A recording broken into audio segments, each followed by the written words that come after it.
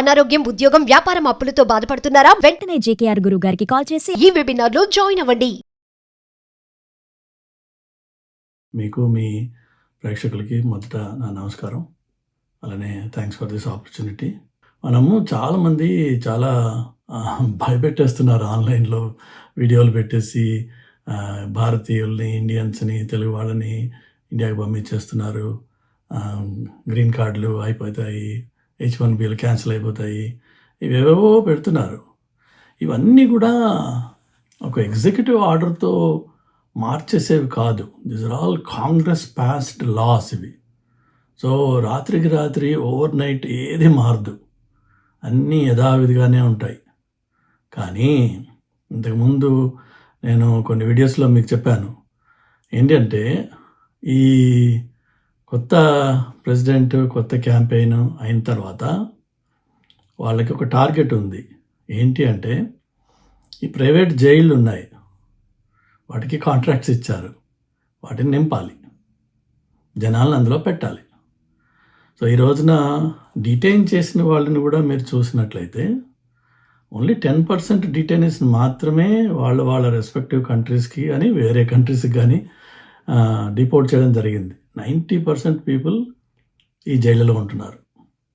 అలాంటివి కొత్త జైలు కూడా కడుతున్నారు ఇంకా. సో వాటిని నింపడం కోసం ప్రస్తుతం వాళ్ళది ఫస్ట్ టార్గెట్.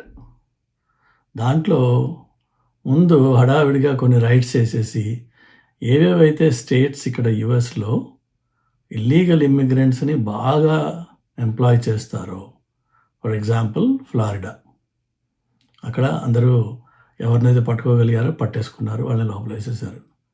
నెక్స్ట్ మాకు హెవీగా ఈ ఇల్లీగల్ ఇమ్మిగ్రెంట్స్ మీద డిపెండ్ అయ్యే ఇండస్ట్రీస్ ఏమున్నాయో అవి ఏంటంటే, ఇటు నెవాడా కానీ, అంటే లాస్ వేగస్ ఎక్కడైతే ఉందో ఆ స్టేట్, దాని పక్కన Nebraska is the biggest meet producer for this country. అందులో 96% ఆర్ మేబీ 98% పీపుల్ ఇల్లీగల్ ఇమిగ్రెంట్సే ఉంటారు అక్కడ. కానీ ఆ స్టేట్స్లో, పర్టికులర్లీ నెబ్రాస్కాలో రిపబ్లికన్స్ చాలా స్ట్రాంగ్ హోల్డ్ అది. వాళ్ళు గెలవడం కూడా 50-60% పాయింట్స్ తోటి గెలిచారు. సో అంటే సూపర్ మెజారిటీ తోటి, విచ్ మీన్స్ దట్ ఎవరెవరైతే వాళ్ళకి ఓట్లు వేసారో వాళ్ళకి ముందే తెలుసు ఇలా జరుగుతుంది అని.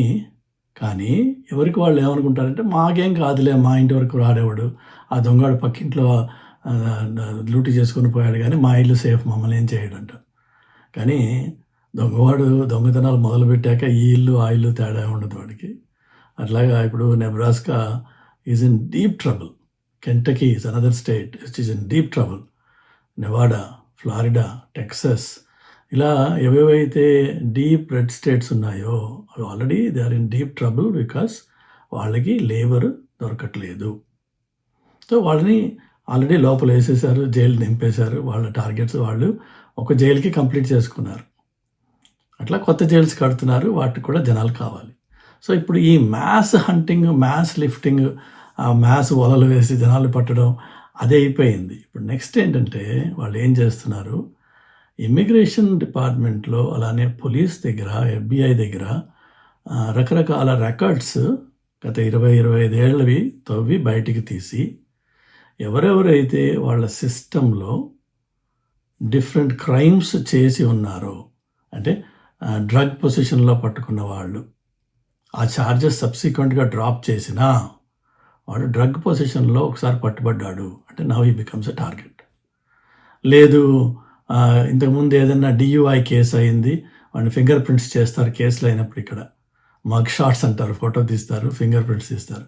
ఒకసారి అవి తీస్తే you will be in the system for good.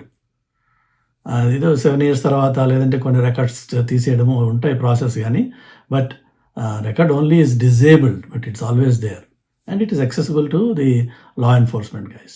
వీళ్ళు ఆ గత చరిత్రలన్నీ తవ్వి ఎవరెవరికైతే ఇంతకుముందు ఇమిగ్రేషన్ ఇష్యూస్ అయినాయో, ఏదైనా రిమూవల్ నోటీస్ దాకా వచ్చి వాళ్ళు సబ్సిక్వెంట్గా వేరే మ్యారేజ్ ఏదైనా చేసుకుని ఇప్పుడు మళ్ళీ ఆ మ్యారేజ్ ద్వారా గ్రీన్ కార్డ్ సంపాదించుకునే ప్రయత్నాల్లో ఉన్నారు, వాళ్ళని కూడా ఇప్పుడు వాళ్ళందరినీ, అలాంటి వాళ్ళని టార్గెటెడ్గా వాళ్ళ ఇళ్ళకెళ్ళి నాక్ చేసి పికప్ చేస్తున్నారు. సో అది ఈ స్టేజ్లో ఇప్పుడు అది నడుస్తోంది. సో ఒక విధంగా చెప్తే ఇప్పుడున్న వాతావరణంలో ఇండియన్స్ పర్టికులర్లీ ఈ కొత్తగా వచ్చిన స్టూడెంట్స్ కానీ H1B వీసా మీద ఉన్నవాళ్ళు కానీ జనరల్గా గత 5-6 ఏళ్లలో 10 ఏళ్లలో వచ్చిన వాళ్ళు ఎంప్లాయ్మెంట్ బేస్డ్ వస్తారు కాబట్టి ఇంకా అంత ముదిరిపోరు కాబట్టి వాళ్ళకి ఏమాత్రం లా ఎన్ఫోర్స్మెంట్ హిస్టరీ లేకుండా ఉంటే వాళ్ళు భయపడాల్సిన అవసరం లేదు. ఎవరు వచ్చి భుజం తట్టి నీ కాగితాలు చూపించమని అడగరు. ఒకవేళ అడిగితే మనం ఒక కాపీ క్యారీ చేస్తే వచ్చిన నష్టమేం లేదు.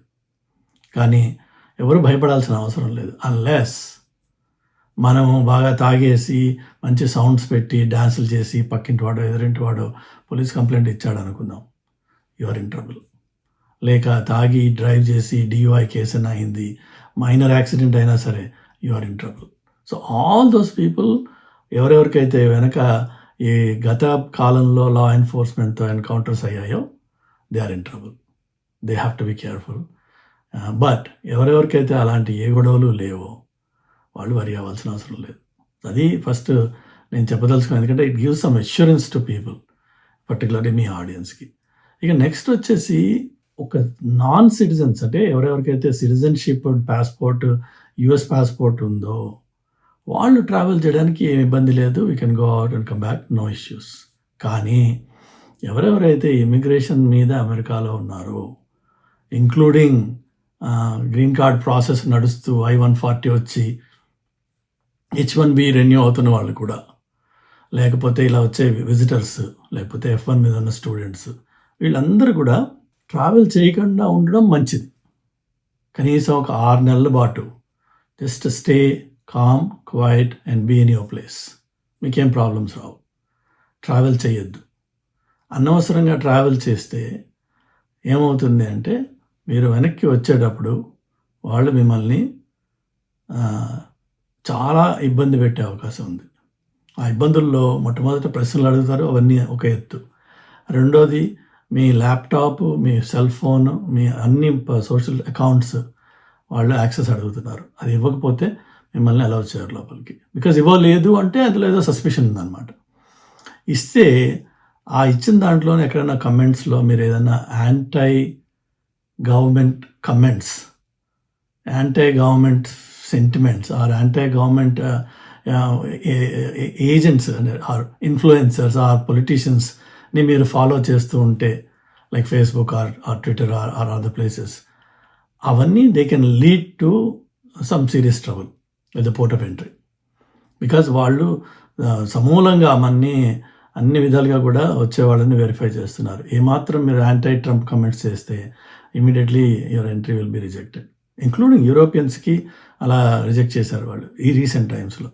సో అలాంటివి ఏమన్నా ఉంటే మాత్రం దయచేసి క్లీన్ చేసుకోండి and don't get in to any politically motivated and politically active unions or movements or protest or anything like that. Just stay away from them. వీలైతే కార్ అక్కడ పక్కన పార్క్ చేసి వెళ్ళిపోండి అక్కడి నుంచి. Don't stay anywhere in the neighbourhood. ఏ వీడియోలో ఎక్కడ పట్టుబడ్డా ట్రబుల్ వచ్చే అవకాశం ఉంది.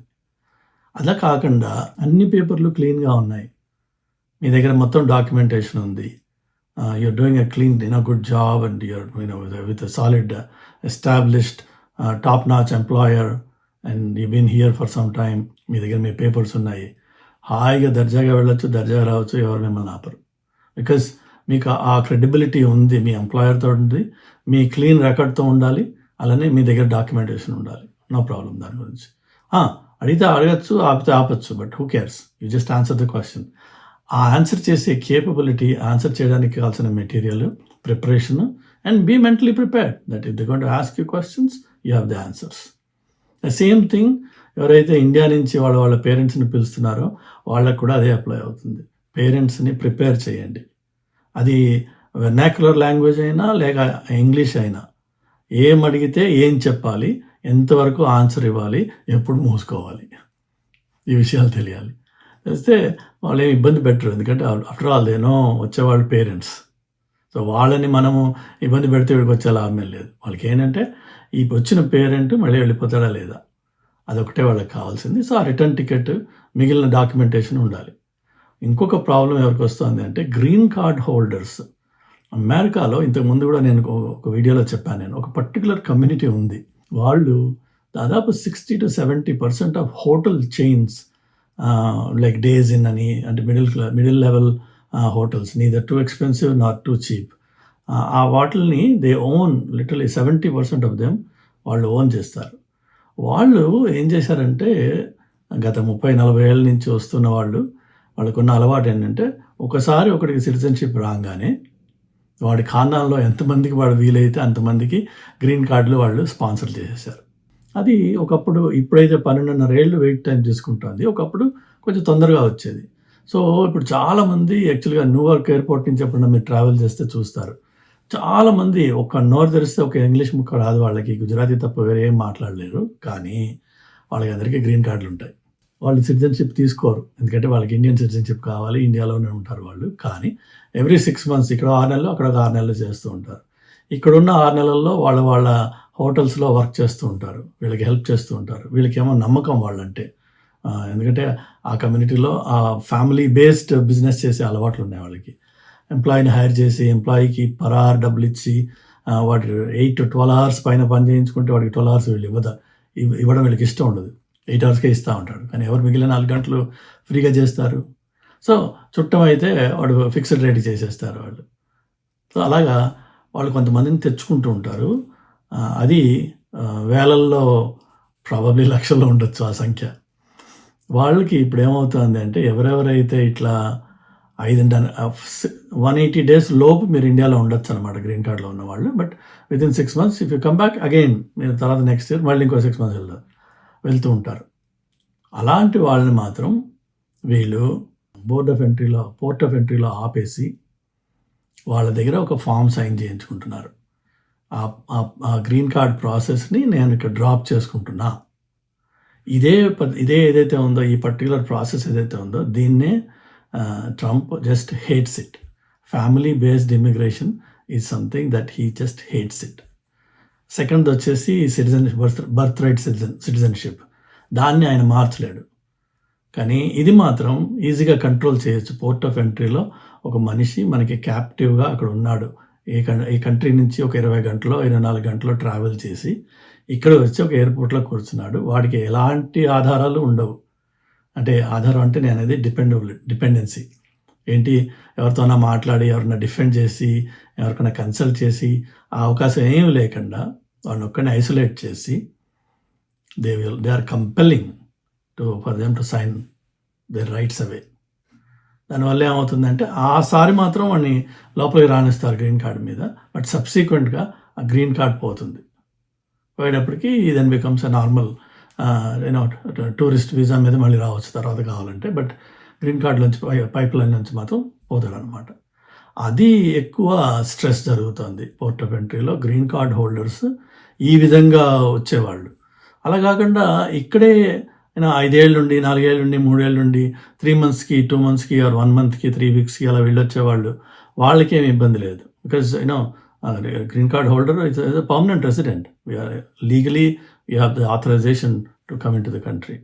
బట్ ఎవరెవరైతే ఇట్లా 6 నెలలు ఇక్కడ 6 నెలలు అక్కడ చేస్తూ ఉంటారో వాళ్ళకి మాత్రం పోర్ట్ ఆఫ్ ఎంట్రీలో ఇబ్బంది జరుగుతుంది. అలానే ఎవరెవరికైతే గత కాలంలో ఏమాత్రం లా ఎన్ఫోర్స్మెంట్తో ఎన్కౌంటర్స్ అయినా వాళ్ళందరినీ ఇబ్బంది పెడుతున్నారు. సో కాబట్టి చాలామంది ఇప్పుడు అడ్వైజ్ మీరు చూస్తే కూడా ఏం చెప్తారంటే, don't travel, non citizens please don't travel. అది బ్రాడ్ బ్రష్డ్ అడ్వైజ్ అది. కానీ నేను అనేది ఏంటంటే, ఓకే నాన్ సిటిజన్ అయినా నీ దగ్గర ఒక క్రెడిబుల్ ఎంప్లాయ్మెంట్, దాని ప్రూఫ్, దాని స్పాన్సర్షిప్, దాని లెటర్, అలానే return tickets, and then you have a genuine reason ఎందుకు వెళ్ళావు. ఫైనలీ అడిగినప్పుడు ప్రశ్న ధాటిగా, కాన్ఫిడెంట్గా, క్లియర్గా చెప్పే కమ్యూనికేషన్ స్కిల్ ఉన్నట్టయితే హాయిగా వెళ్ళి రావచ్చు. ఇబ్బందులు ఉంటూనే ఉంటాయి, ఓకే, కొంచెం లెవెల్ ఆఫ్ స్క్రూట్ని ఒక 2 notches పెరుగుతుందేమో, బట్ అంతే తప్ప అంతకంటే ఇబ్బంది ఏమి ఉండకపోవచ్చు అని నా ఉద్దేశం. దయచేసి ప్లీజ్ కేర్ఫుల్గా ఉండండి. కంట్రీలో ఉన్నవాళ్ళు don't get in to any trouble, any sort of trouble. You are in big problem. Because వాళ్ళకి ఎలాంటి వాడు దొరికిన అకౌంట్ పెరగాలి వాళ్ళకి. So be careful.